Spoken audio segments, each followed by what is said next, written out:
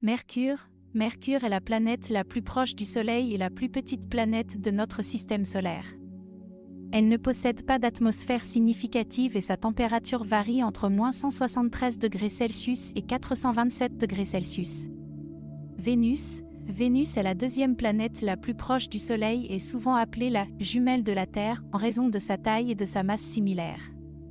Elle a une atmosphère dense composée principalement de dioxyde de carbone et des températures de surface extrêmement élevées qui atteignent 462°C. Terre. La Terre est notre planète d'origine et est la troisième planète la plus proche du Soleil. Elle a une atmosphère riche en oxygène et en azote et possède de l'eau liquide en abondance, qui est nécessaire à la vie. Mars. Mars est la quatrième planète la plus proche du Soleil et souvent appelée la « planète rouge » en raison de la couleur de sa surface. Elle a une atmosphère mince et froide, et sa température de surface varie entre -140°C et 20°C. Jupiter. Jupiter est la plus grande planète de notre système solaire et est souvent appelée une « géante gazeuse ». Elle n'a pas de surface solide et est principalement composée d'hydrogène et d'hélium. Saturne. Saturne est la sixième planète la plus proche du Soleil et est également une géante gazeuse. Elle possède des anneaux très visibles qui sont composés de glace et de roches. Uranus. Uranus est la septième planète la plus proche du Soleil et est une autre géante gazeuse. Elle est inclinée sur son axe à environ 98 degrés, ce qui signifie que ses pôles sont presque dans le plan de son orbite. Neptune. Neptune est la huitième et dernière planète de notre système solaire et est également une géante gazeuse. Elle est souvent appelée la « planète bleue » en raison de la couleur de sa surface et a les vents les plus rapides de toutes les planètes de notre système solaire. En résumé, notre système solaire comprend 8 planètes, chacune avec des caractéristiques et des propriétés uniques qui les distinguent les unes des autres. En plus des 8 planètes principales, notre système solaire abrite également 5 planètes naines. Les planètes naines sont des corps célestes similaires aux planètes, mais qui n'ont pas encore nettoyé leur orbite de tout autre objet. Les 5 planètes naines sont Cérès. Cérès est la plus grande des planètes naines et se trouve dans la ceinture d'astéroïdes, entre Mars et Jupiter. Elle est également considérée comme un astéroïde et a été récemment visitée par la sonde Dawn de la NASA. Pluton. Pluton était considéré comme la 9e planète de notre système solaire avant d'être rétrogradée au statut de planète naine en 2006. Elle a été visitée par la sonde New Horizons de la NASA en 2015 et a révélé des images fascinantes de sa surface. Oméa. Oméa est une planète naine située au-delà de l'orbite de Neptune et a une forme elliptique allongée qui la distingue des autres planètes naines. Makemake. Makemake est une autre planète naine située au-delà de l'orbite de Neptune et a été découverte en 2005.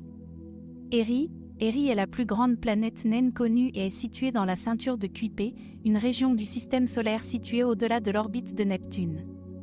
Elle est également responsable de la rétrogradation de Pluton au statut de planète naine.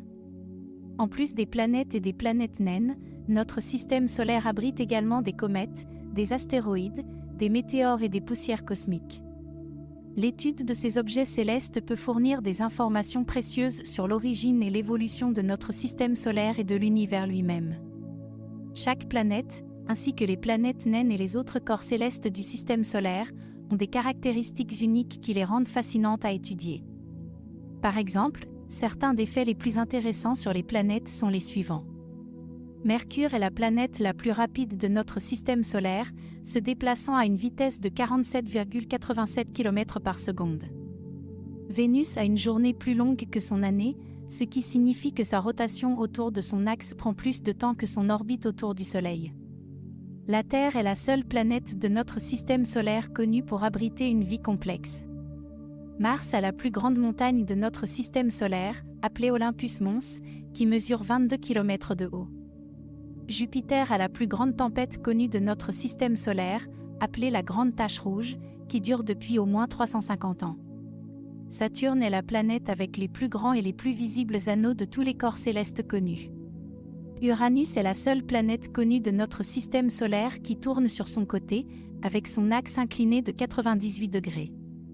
Neptune a des vents de surface extrêmement rapides qui peuvent atteindre des vitesses allant jusqu'à 2100 km/h.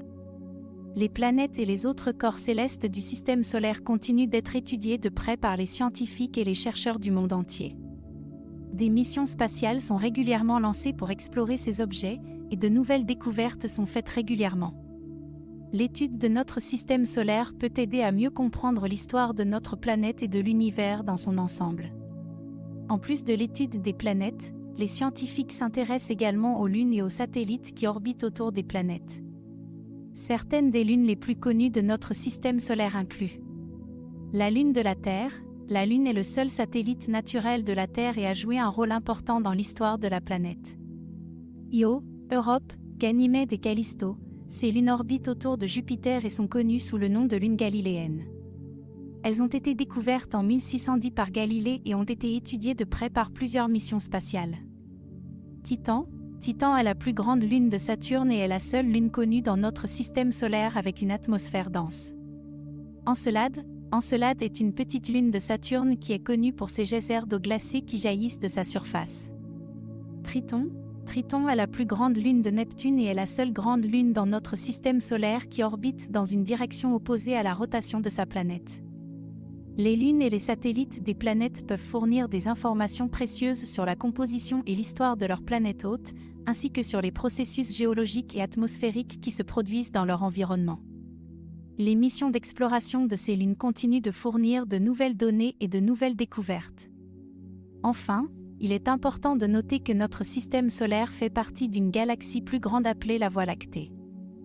La Voie lactée contient des centaines de milliards d'étoiles et de nombreux autres systèmes solaires similaires aux nôtres.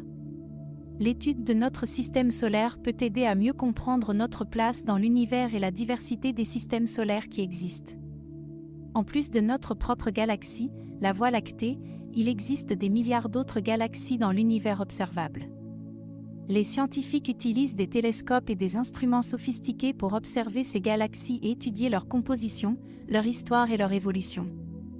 Les galaxies peuvent être classées en différentes catégories en fonction de leur forme. Par exemple, il existe des galaxies spirales, qui ont des bras en spirale autour d'un noyau central, des galaxies elliptiques, qui ont une forme plus ovale ou sphérique, et des galaxies irrégulières, qui ont une forme plus chaotique. Notre propre galaxie, la Voie lactée, est une galaxie spirale. Elle contient environ 100 milliards d'étoiles et de nombreux autres corps célestes, tels que des nébuleuses, des amas stellaires et des trous noirs. Les scientifiques ont également découvert d'autres types de galaxies intéressantes, comme les galaxies actives, qui ont des noyaux très lumineux et émettent de fortes quantités de rayonnement, et les galaxies naines, qui sont beaucoup plus petites que les galaxies normales et ont souvent des formes irrégulières. Enfin, il est important de noter que l'étude de l'univers ne se limite pas aux galaxies et aux corps célestes. Les scientifiques étudient également les particules subatomiques et les lois fondamentales de la nature, telles que la gravité et la physique quantique, pour mieux comprendre comment l'univers fonctionne dans son ensemble. L'étude des particules subatomiques et des lois fondamentales de la nature est appelée physique fondamentale ou physique des particules. Cette branche de la physique cherche à comprendre les constituants élémentaires de la matière et de l'énergie, et comment ils interagissent. Les particules subatomiques incluent des protons, des neutrons et des électrons, qui composent les atomes, ainsi que des particules plus petites telles que les quarks et les leptons. Les scientifiques utilisent des accélérateurs de particules pour étudier ces particules et leurs interactions, et pour en découvrir de nouvelles. La physique des particules joue également un rôle important dans notre compréhension de l'univers primitif, peu de temps après le Big Bang.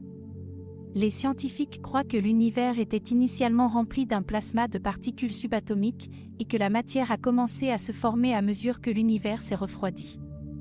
En plus de la physique des particules, les scientifiques étudient également la physique des hautes énergies, qui examine les phénomènes qui se produisent à des énergies extrêmement élevées, telles que les collisions de particules dans les rayons cosmiques et les processus qui se produisent près des trous noirs. Enfin, les scientifiques étudient également les lois fondamentales de la nature telles que la gravité et la physique quantique. La gravité est la force qui attire les objets les uns vers les autres, et est décrite par la relativité générale d'Albert Einstein. La physique quantique, quant à elle, décrit le comportement des particules à l'échelle microscopique et est en grande partie décrite par la mécanique quantique. L'étude de ces lois fondamentales est cruciale pour notre compréhension de l'univers dans son ensemble. En plus de la physique fondamentale, les scientifiques étudient également l'astronomie observationnelle pour mieux comprendre l'univers. L'astronomie observationnelle implique l'utilisation de télescopes et d'autres instruments pour observer des objets célestes tels que les étoiles, les galaxies et les planètes. L'astronomie observationnelle peut fournir des informations sur la composition chimique, la température, la luminosité et la masse des objets célestes, ainsi que sur leur mouvement et leur évolution au fil du temps. Les télescopes peuvent être utilisés pour observer la lumière visible, ainsi que d'autres formes de rayonnement électromagnétique telles que les ondes radio, les rayons X et les rayons gamma. Les astronomes utilisent également des télescopes terrestres et spatiaux pour observer des phénomènes tels que les éclipses solaires, les supernovas et les comètes. L'astronomie observationnelle peut également être utilisée pour détecter et étudier des phénomènes tels que les ondes gravitationnelles, qui sont des ondulations dans l'espace-temps produites par des objets massifs tels que des trous noirs en orbite autour les uns des autres. Enfin, l'astronomie observationnelle peut également être utilisée pour rechercher la vie extraterrestre en observant des exoplanètes, des planètes orbitant autour d'autres étoiles que notre Soleil. Les astronomes peuvent rechercher des signes de vie, tels que des atmosphères riches en oxygène, qui pourraient indiquer la présence de formes de vie. En somme, la physique fondamentale et l'astronomie observationnelle sont deux domaines importants de la science qui nous permettent de mieux comprendre l'univers dans lequel nous vivons. De la compréhension des lois fondamentales de la nature à la recherche de la vie extraterrestre, ces domaines sont en constante évolution grâce aux avancées technologiques et à la curiosité de la communauté scientifique. Cependant, il reste encore beaucoup à découvrir et à comprendre, et de nouvelles découvertes et théories continueront de façonner notre compréhension de l'univers dans les années à venir.